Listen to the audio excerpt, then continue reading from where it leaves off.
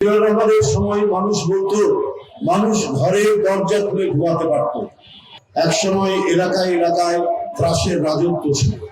যারা সরকারি দল করে তাদের যারা চোগার চামুন্ডা তাদের ভয়ে এলাকার মানুষ তটস্থ থাকত, ভয় সন্ত্রস্ত থাকত।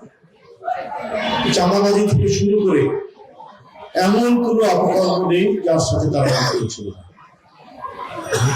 আমাদের নেতা তারেক রহমান শক্ত হাতে এই চাঁদাবাজির বিরুদ্ধে অবস্থান নিয়েছে।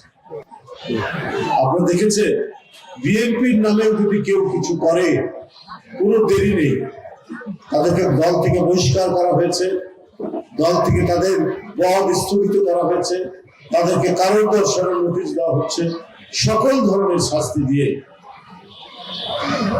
আমরা দলকে পরিচালনা করছি তারেক রহমানের নেতৃত্বে, যাতে আবারও আওয়ামী ফ্যাসিবাদের অন্যভাবে পুনরুজ্জীবন না ঘটে।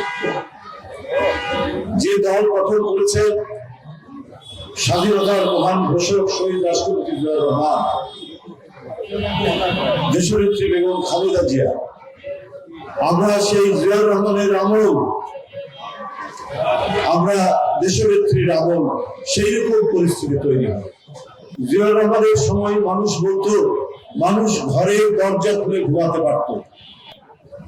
চাঁদাবাজি, রাজধানী, ডাকাতি, চুরি বন্ধ হয়ে গিয়েছে।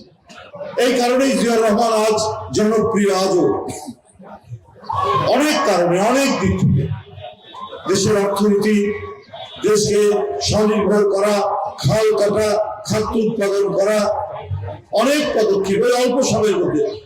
মানুষের জন্য কল্যাণের কাজ করলে, মানুষের জন্য ভালো কাজ করলে বেশি সময় লাগে না। দিল্লির সুলতান শেরশাহ মাত্র 3.5 বছর ক্ষমতায় ছিলেন।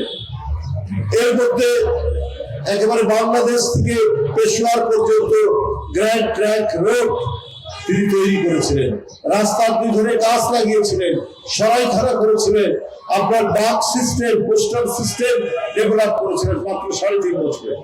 অনেক বাদশা 50 বছর ছিল, কিন্তু এই 3.5 বছরের শেরশাহ যা করেছেন দিল্লির সুলতান, অনেকে 50 বছর থেকেও সেটা করেননি। জিয়াউর রহমান তার ওই অল্প সময়ের মধ্যে এত কিছু করেছেন বলেই আজকে বিএনপি জনপ্রিয়, আজকে বিএনপি মানুষের কাছে সমাদৃত এবং মানুষের কথা বলা, নির্ভয়ে মানুষের হাঁটাচলা করা, যেটা বারবার পলাতক প্রধানমন্ত্রী এবং তার বাবারা বলে আপনারা সবাই দেখেছেন, যাদের বয়স 65 থেকে 70, তারাও জানেন যে 72 থেকে 75-এর যে ঘটনা, সেই ঘটনার আরো চরম প্রকাশ আমরা দেখলাম তার মেয়ের আমলে, আওয়ামী লীগের আমলে।